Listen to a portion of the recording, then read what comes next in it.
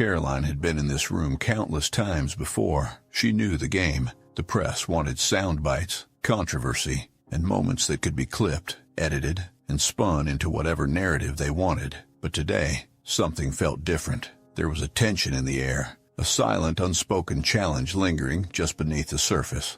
She adjusted the microphone. "Good afternoon," she said, her voice steady, controlled. "Let's get started." Instantly, hands shot up across the room. Journalists leaned forward, eager to get their questions in first. Karoline pointed to a familiar face, a reporter from a major network. A question on tax cuts, a simple one. She answered smoothly, delivering the kind of well-rehearsed response that came with the job. Then, another question, this time about education reform. Again, she handled it without hesitation. Stand firm, control the message, navigate the press like a seasoned professional. But then, it happened. A voice cut through the room, sharper than the rest. "Ms. Leavitt, let's talk about the real issue here." Karoline knew that voice. She had dealt with this particular reporter before, one known for her aggressive questioning and ability to steer press briefings into controversy. She wasn't just looking for answers. She was looking for a moment. The reporter sat near the front, leaning forward slightly, her pen tapping against her notepad in a slow, deliberate rhythm. A smirk tugged at the corner of her lips, as if she already knew where this was going. Karoline remained composed. "Go ahead." The reporter didn't waste a second. "Do you think the administration's policies are intentionally designed to suppress certain communities? Because the data suggests..." Karoline raised a hand. "I've answered that question before. The administration is focused on policies that benefit all Americans, regardless of background. If you'd like to discuss the specifics of today's topic, I'm happy to continue." A few murmurs rippled through the room. The tension deepened, but the reporter wasn't done, not even close. The moment Karoline finished her response, the reporter's smirk widened. She wasn't here for policy discussions. She was here for a confrontation. The air in the briefing room seemed to tighten, an unspoken challenge passing between them. "You didn't actually answer the question," the reporter pressed, her voice cutting through the murmurs of the room. "Can you directly address whether the administration's policies disproportionately harm marginalized communities?" Karoline resisted the urge to sigh. She had seen this tactic before. The goal wasn't clarity. It was to push, prod, and poke, until she either slipped up or refused to engage. Either way, the moment would be clipped, edited, and plastered across social media with a headline designed to spark outrage. "I did answer," Karoline said, her tone firm but controlled. "The administration's policies are designed to benefit all Americans. That includes every background, every demographic. Now, if you have a question related to today's briefing, I'd be happy to address it." A slight pause, a flicker of something in the reporter's eyes. Satisfaction? She wasn't backing down. "I just don't see why you're avoiding it," she said, leaning forward. "It's a simple yes or no. Are these policies disproportionately harming marginalized groups?" There it was, the trap. Karoline recognized it instantly. A yes would spark headlines accusing the administration of discrimination. A no would be spun as her dismissing real concerns. Either way, the reporter would get what she wanted, a viral moment. The other reporters in the room had gone quiet, watching closely. Some were intrigued, others uncomfortable. They knew what was happening, but no one was going to step in. Karoline exhaled slowly. "I'm not avoiding anything," she said. "I'm staying on topic. If you have a question that relates to today's discussion, I'll gladly answer. If not, I'll be moving on." She glanced around the room, signaling she was ready to call on another reporter, but the reporter wasn't finished. "So that's a no comment?" she challenged, tilting her head slightly. A few reporters scribbled notes. Others stole quick glances at each other. They could feel it. This was about to become something bigger than a press briefing. Karoline adjusted her stance at the podium, gripping its edges lightly. The game was in motion, and she knew exactly how this would play out. Karoline felt the weight of the moment pressing down on her. The cameras were rolling. Dozens of journalists sat waiting, their pens hovering over notepads, ready to capture the exchange. This wasn't about getting an answer. It was about getting a moment. The reporter's gaze stayed locked on Karoline, her smirk deepening. She leaned in slightly, pen tapping against her notepad. So that's a no comment? Karoline didn't flinch. I've addressed your question. The tension in the room thickened. The silence wasn't empty. It was expectant. Other reporters glanced at one another, sensing the shift. Some looked intrigued, others uncomfortable. But the reporter wasn't done. She had baited the trap, and now she was waiting for Karoline to step into it. Why is it so hard for you to give a straight answer? The reporter pushed, her voice rising slightly.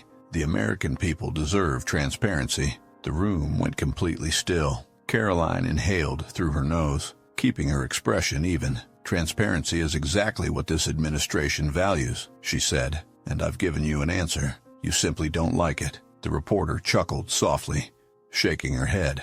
So now you're dismissing valid concerns as personal opinion. A ripple of murmurs moved through the room. Some journalists jotted notes furiously. Others turned their eyes toward Karoline, waiting to see how she would handle the moment. Karoline had faced aggressive questioning before. It was part of the job, but this wasn't about policy anymore. It was about control, about who would dominate the narrative. She adjusted her posture, placing both hands on the podium. This press conference is about today's topics. If you have a relevant question, I'll answer it. If not, I'll move on to someone else. The reporter smiled, but it wasn't friendly. Sure, new question, she said, tilting her head. Why is this administration so afraid of accountability? A low murmur swept the room, a few quiet gasps. Some reporters exchanged glances, recognizing exactly what was happening. Karoline's fingers curled slightly against the podium, but her expression didn't waver. That's not a question, she said evenly. That's a statement designed to provoke. The air in the room was heavy. The press conference had shifted from a discussion into something else entirely, an attempted showdown, and Karoline knew exactly how it was going to end. The energy in the room had changed. What had started as a routine press conference was now something else entirely. A spectacle, a high-stakes battle of control between Karoline and the reporter. The journalists in the room weren't just watching. They were waiting to see what would happen next. The reporter leaned in even further, her voice cutting through the air. So, let me get this straight. You're refusing to answer a simple question about whether this administration's policies harm marginalized communities. Karoline exhaled, keeping her expression measured. I've already answered your question, she said, her voice firm but controlled. I will not entertain bad faith arguments meant to create a viral moment rather than a productive discussion. The reporter's smirk faltered for the briefest moment before she recovered. Bad faith? I'm simply doing my job, holding those in power accountable. Isn't that what a free press is supposed to do? A few reporters shifted in their seats. Some scribbled notes. Others exchanged quick glances. The tension was no longer just between Karoline and the reporter. It was filling the entire room. Karoline adjusted her stance, both hands still gripping the podium. A free press is essential, she said, but what you're doing isn't journalism, it's performance. The words landed like a hammer. A flicker of irritation crossed the reporter's face. For a brief second, silence hung in the air, the kind of silence that wasn't passive but charged, like an elastic band stretched just before it snapped. And then, so, just to be clear, the reporter said, her voice steady but sharp, are you refusing to answer because you can't, or because you don't want to? Karoline had had enough. She glanced toward security, a subtle movement, barely noticeable, but it was enough. A shift rippled through the room. The journalist knew what that look meant. The reporter noticed it too. Her smirk disappeared. You're seriously doing this? Karoline didn't respond. A uniformed officer near the door took a slow, deliberate step forward. He didn't need to speak. The meaning was clear. The reporter had two choices. She could walk out on her own, or she could escalate further and be removed. She hesitated, eyes darting between Karoline and the officer. For the first time, she looked uncertain. The room held its breath. The briefing room was silent, yet the tension was deafening. The reporter's gaze flickered between Karoline and the security officer, her confidence wavering for just a moment. She had pushed hard, but now she faced a choice. Back down or double down. The cameras were still rolling. The reporters were still watching. Every second that passed felt heavier. Finally, she scoffed and grabbed her notepad. "This is a disgrace," she muttered, shaking her head. But before stepping away, she turned back for one final jab, her voice loud enough for the microphones to catch. "You can kick me out, but you can't silence the truth." And with that, she walked toward the exit. The door shut behind her, and the silence stretched a little longer.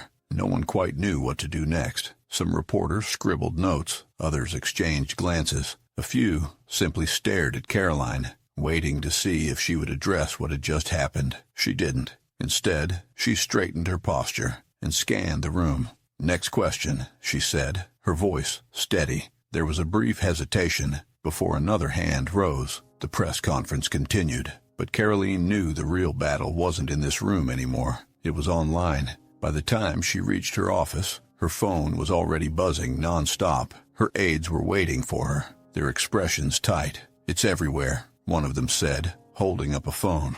"The footage is spreading fast." Karoline took a deep breath. "How bad?" The aide scrolled. "Silencing. The press is trending. News outlets are running with it. Some headlines are neutral, just reporting what happened. But others..." She hesitated, then read aloud. "Leavitt removes reporter for asking tough questions. Freedom of the press under attack. And of course, censorship at the White House briefing room." Karoline smirked. "Right. Because enforcing basic press conference rules is now censorship." Another aide stepped in. "The reporter is making the rounds. She's already done a live interview, calling it a chilling moment for press freedom. She's getting booked on every major network." Karoline exhaled slowly. She had expected this. The script was predictable. The second security stepped forward. The narrative had been decided. She didn't need to check her notifications to know what was happening. The media war had begun. Karoline sat down at her desk, barely listening as her aides rattled off updates. The story was moving at lightning speed, exactly as she had expected. "The major networks are already running panel discussions on it," one aide said, scrolling through her phone. "Half of them are treating the reporter like a martyr." Karoline raised an eyebrow. "And the other half? They're saying you handled it professionally," that she was turning the press conference into a personal soapbox. A slight smirk tugged at Karoline's lips. At least there was some balance, but she knew how these things worked. The truth didn't matter. Only the narrative people chose to believe. And right now, the dominant narrative was that she had silenced the press. The second aide spoke up. "We have options. We can release a formal statement explaining exactly what happened. We can push back, call it what it was, a staged confrontation for the cameras." Karoline shook her head. "No one reads statements. They read headlines." She glanced at the TV screen mounted on the wall. The news anchor was mid-sentence, dissecting the incident with a panel of experts. "This raises serious concerns about transparency," one analyst said, shaking his head. "What happened today should concern every journalist in America." Another guest nodded solemnly. "If the White House starts removing reporters for asking questions, where does it end?" Karoline sighed, leaning back in her chair. "Incredible," she muttered. "They're acting like I had her dragged out in handcuffs." The aide hesitated. "We could release the full unedited footage," she suggested. "Let people see exactly what happened." Karoline tapped her fingers against the desk. It was a calculated risk. The footage wouldn't change the minds of those who wanted to believe the worst, but for the reasonable observers, for the people still willing to think critically, it might be enough to shift the conversation. "Do it," she decided. Within minutes, the raw, uncut video was posted across social media. No flashy edits, no commentary. Just the truth. The caption, "Watch for yourself." The full exchange between Karoline Leavitt and reporter. As she watched the views climb by the thousands, she knew the fight wasn't over. But at least now, she was on offense. The full video was live. No dramatic music, no selective editing. Just the raw footage of what had actually happened in that briefing room. The question now was simple. Would the truth cut through the noise? Karoline leaned back in her chair, watching the reactions unfold in real time. Within minutes, the clip had been picked up by media outlets, independent journalists, and political commentators from both sides of the aisle. The engagement is massive, her aide reported, scanning her phone. Some are doubling down, saying it proves you silenced her, but others... She hesitated, eyes flickering up. Others are starting to admit what really happened. Karoline raised an eyebrow. Give me an example. The aide turned her screen around. A veteran journalist, a well-respected name in the industry, had just posted on social media. We have to be honest. This wasn't about getting answers. This was about creating a moment. She kept pressing, not for clarity, but for conflict. And the second she got removed, she ran straight to the cameras and played the victim. That's not journalism. That's performance art. Karoline's lips pressed into a thin line. Finally, someone had said it. She scrolled further. A few more journalists, hesitant at first, were echoing the same sentiment. The full video tells a different story than the headlines. You can disagree with the administration, but let's be real. This wasn't about press freedom. This was a setup. This is what happens when activism disguises itself as journalism. Of course, the dominant narrative was still being pushed. The usual talking heads were treating the reporter like a martyr, framing her as a brave journalist, banished for speaking truth to power. Karoline sighed. It doesn't matter how much evidence we put out. Some people will never change their minds. Her aide nodded. True, but for the people who actually watch the video, the spin is harder to sell. That was the key. In a world where misinformation traveled faster than facts, simply making the truth available wasn't enough. It had to be louder than the lies. The views on the video kept climbing. Millions were now seeing the full exchange. For the first time since the press conference, Karoline felt like she had regained control of the story, but she knew the fight wasn't over yet. The numbers kept climbing. The full video was spreading, forcing even the most reluctant voices to acknowledge what had really happened. Yet, despite the evidence, the headlines weren't going away. Karoline stood by the window, watching reporters gather outside. Some were waiting for an official statement. Others were simply there to capitalize on the chaos. Her aide knocked and stepped inside. You're getting interview requests. No, Karoline said immediately, not even turning around. The aide blinked. You don't even know who they're from. I don't care, Karoline said, facing her. I'm not going to play their game. If I do an interview, they'll cut it into whatever fits their narrative. The facts are already out there. The aide hesitated. What about a written statement? Karoline considered it for a moment. A long, carefully worded statement explaining why she made the decision. No, that would make it look like she was defending herself, like she had something to prove. She shook her head. No long statements, just 4 words. Her aide frowned. 4 words? Karoline turned back toward the window, watching as a news anchor stood outside, preparing for a live segment. Watch the full video. The aide's expression shifted as she realized the brilliance of it. No arguing, no justifying, just a challenge, a dare for people to see the truth for themselves. That's actually perfect, the aide admitted. Simple, direct. Karoline nodded. Because here's the thing. If people watch the full video and still want to believe I silenced the press, then nothing I say will change their minds. The aide quickly typed a message and sent it out. Within minutes it was spreading, just as fast as the original controversy. Reporters on live TV were already reacting to it. Some looked visibly frustrated. They knew what it meant. It forced people to confront reality. Are you sure you don't want to say more? The aide asked. Karoline smirked. Let them do what they want. The truth is out there. Whether people choose to accept it, that's on them. She turned away from the window, walking back to her desk. The fight wasn't over, but at least now, she was the one setting the terms. The newsroom panels were still buzzing, the social media debates still raging. Karoline had seen this cycle play out 100 times before. Manufactured outrage, selective editing, viral sound bites. But this time, something was different. The phrase, "watch the full video," had taken on a life of its own. It was being shared not just by her supporters, but by neutral observers, people who had watched the entire exchange and realized how misleading the initial coverage had been. Some journalists, even those hesitant to defend her, had to admit the full footage painted a different picture. And yet, the critics weren't backing down. The same talking heads on cable news were still spinning it as an assault on press freedom. The reporter herself was making the rounds. leaning into her victim narrative with carefully crafted sound bites. I was just doing my job. This administration is trying to silence tough questions. This should terrify anyone who believes in democracy. It was predictable and effective. But then, something unexpected happened. A well-known journalist, one with no political affiliation, respected by both sides, broke the script. During a live panel discussion, he leaned forward, shaking his head. "Let's be honest," he said. "This isn't about press freedom. This was a performance."